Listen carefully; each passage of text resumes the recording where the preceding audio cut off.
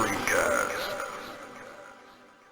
Horizon Forbidden West is almost upon us, and I'm excited to experience more of Aloy's adventures as she's such a well-written character, but she can't carry the story all by herself. She's surrounded by a great cast of well-written characters, some we see return in the recent trailers, and today we'll be going over the supporting characters just in case you forgot who they were or missed them your first time round. First up, there's Val. He's done what a lot of us, myself included, can't: grown a full beard in 6 months. Yes, this game takes place 6 months after the first, so hopefully this means we'll see all of our favourites again. But back to Val. Val is a Nora just like Aloy, so they both have a lot in common in that regard. They both beat the Proven to become Braves, which is basically a Fall Guys assault course with a slightly higher chance of death. Both great fighters, they both know how to hunt, and they both have an extensive knowledge of the antiquated Nora laws. Val is also the son of Nora War Chief Sona and the brother of Vala, a girl Aloy quickly becomes friends with at the Proven. We meet Val very early on as he helps us sneak into an enemy camp for some sweet revenge, as early on in the game, Val's sister and a lot of other Noras were killed by the Shadow Carja. Together they track down the Carja that killed Nora at the Proven, and they take revenge by igniting their blaze stockpile, which opens a hole in the camp, allowing the rest of the Nora to rush in and kill the remaining Carja. And by this point, they've not only become allies, they've become friends. The Carja attack was really tragic, but it was the catalyst for this great narrative adventure we go on, so it's totally worth it, right? Wrong. At the Proven, where multiple Noras are killed, Rost also meets his end. Rost is Aloy's adoptive father who has been shunned from the tribe. Why? Because he's too good for them. That's the short answer. The long answer is, years ago his family were murdered by raiders. Nora have laws that prevent its tribe members from leaving the sacred lands being the territory the Nora reside in. So Ross makes a request to become a Death Seeker. It's a title that allows one to leave the lands on a kill mission, but the kill mission is really a suicide mission. You're not meant to come back. But he does come back, and what's more, he's killed every single raider and taken his revenge. Mission success, happy days. Surely they'll let him back into the tribe. Nope. Ross coming back is unprecedented, so a compromise is made. He is to be an outcast. An outcast lives on Nora lands, but not with the Nora, as they're excluded from all activities and communities, and just talking to one could make you an outcast too. Ross is fine with this, however, as he loves the sacred lands, he loves his people, he loves them to a fault. Sometime later, a baby emerges from the entrance to an old lab facility in the Nora lands. The elders do not know what to do with her, so they give her to Rost. Rost teaches her about the tribe, how to hunt, and instills good values into the child.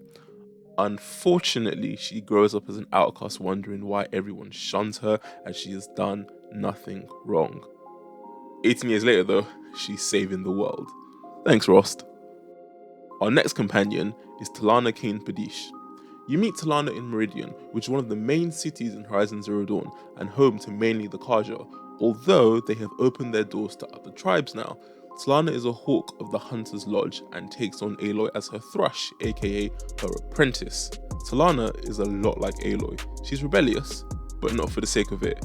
It's because she's surrounded by idiots with traditional views. She's strong-willed and has a strong moral compass. She becomes a good friend and role model for Aloy. In fact, in the final mission, if you haven't completed her questline, War Chief Sona fights with you. If you have completed Talana's questline, Talana replaces Sona, with Sona saying she needs to rest. Whatever you do, you'll get a strong female role model helping you out in the final battle. Although, I don't think Aloy would want to be as cold as Sona. As the story moves forward, you find out about Talana's father and brother. They were killed by the Mad King. No, not that one. Ex-Sun King Jiran, who was killed by his son, Avad. Her father and brother were put into the Sun Ring and made to fight countless waves of machines until they died. And it wasn't just them, a lot of hunters were killed this way. Knowing they would probably die, they send Talana away, and it's only when she returns does she learn the truth. Worse still, new leader of the Hunter's Lodge is a man called Assis, who won't let anyone speak the truth about the death of her family. And to make matters even worse, Assis is a bit of a classist, bit of a sexist, thinks Noras to be savages and that women are beneath him. Oh, and would you look at that? Aloy's both a Nora and a woman. Spoiler alert, they don't get along. Talana and Assis don't see eye to eye either, but he is Sunhawk and leads the guild, so she has no choice but to follow his lead. Fortunately, there is a rule that states whoever kills the toughest machine first leads the guild. So when Redmore is spotted, a legendary Thunderjaw, in name only, as it's basically a regular Thunderjaw with one less disc launcher. So on paper, really, it's easier to kill. Talana goes off to kill it and take Acese's place as Sunhawk. Acese sets an ambush for Talana, but Aloy saves the day and together they take down Redmore. Just before this, Acese takes a crack at Redmore, fails bitterly, and gets himself killed. I do love a happy ending. Talana becomes the new Sunhawk, Aloy gets to ascend and become a hawk herself, and I guess maybe she'll take on Apprentice in the next game, who knows, but it would be nice to see more of Talana in the Forbidden West. Next, we move on to Erend, who has arguably the best facial hair in the first game. Look at those mutton chops. We meet Erend before the Proving being the trial that allows the Noras to become Braves, which are the hunters of the tribe. A message from the aforementioned new Sun King, Avad, is being read out, but no one wants to listen. Understandable, as the letter is an apology for all the people Avad's father killed. The Mad King killed a lot of the Nora. Not that king, but the casualties were just as high. Erend steps up, letting the Nora know he suffered under Avad's father, but Avad is different, which calms the crowd, allowing the messenger to continue the apology letter. Erend is an Oseram, a tribe of metalworkers and craftsmen. They are the most technologically advanced tribe in the game. However, Erend's a bit of a meathead, but he's got a good heart and he's very loyal to all his friends. Erend is captain of the Vanguard in Meridian, and shortly after we reunite in Meridian, he finds out his sister has been killed. The body is returned and is heavily mutilated. The only way you can tell it's her is because the body wears her armor. Erend asks Aloy to help him track down the people that killed his sister, and on their travels, Aloy finds some clues to suggest that Urza was just incapacitated but not killed. Erend later confirms this by checking the body again and realizing the scar from their childhood was not on the body. They eventually find the real Urza, but it's too late.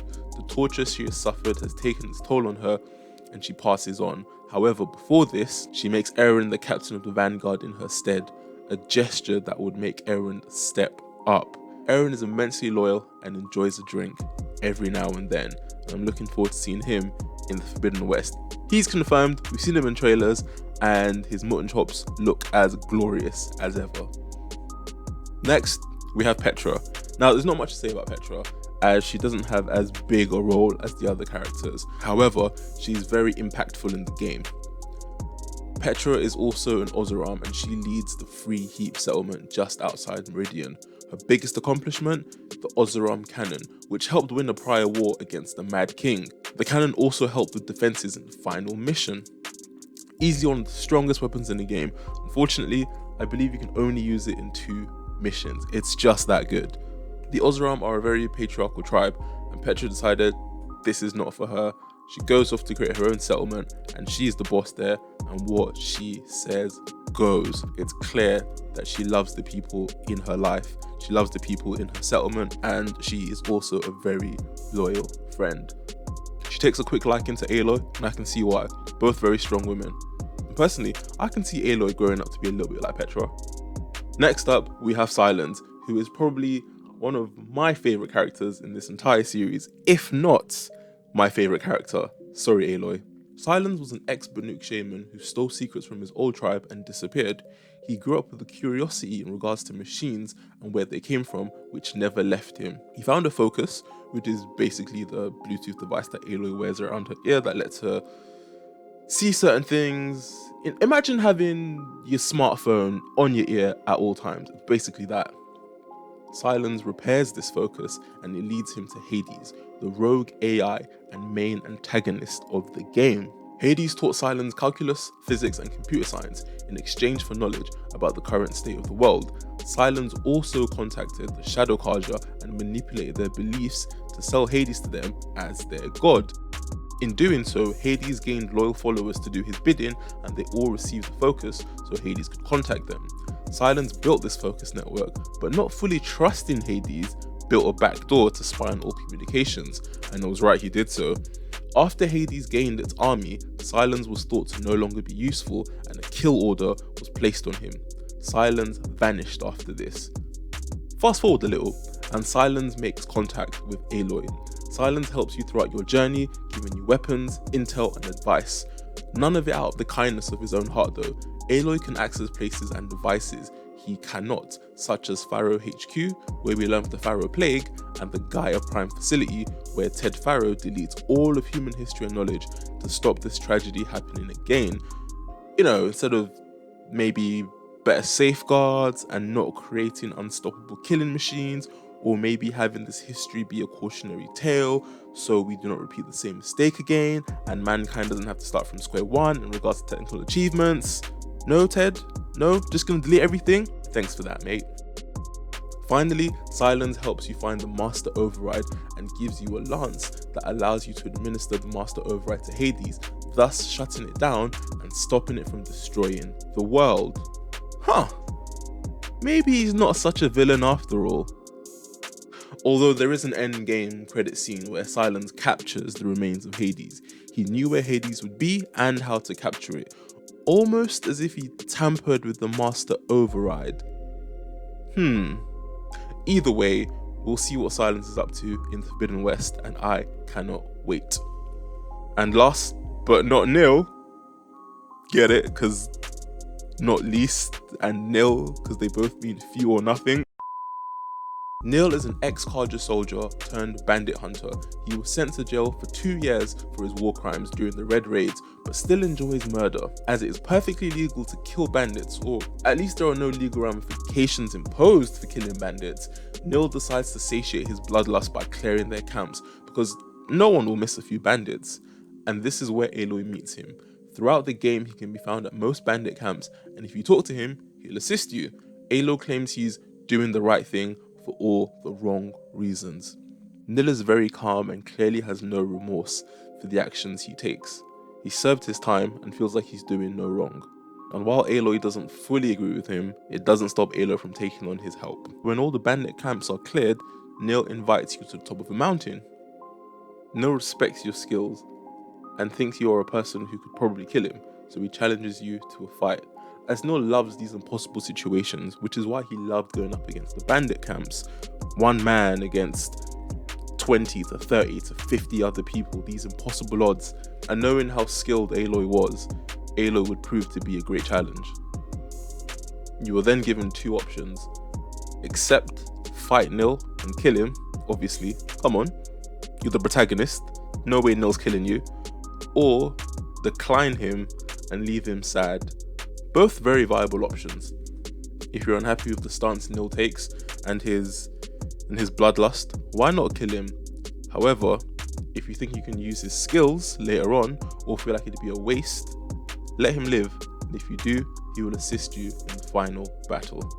Being a video game character is tough, you know. All these characters got their homes destroyed, their families killed, been exiled, or all three.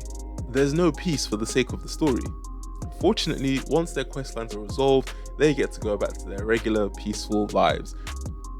Minus the Nora lands getting burnt down, and Meridian being attacked, and all the companions being called in to help at the final battle to decide the fate of the world. Not to mention the sequel too, where more shit goes down. But otherwise, peaceful life.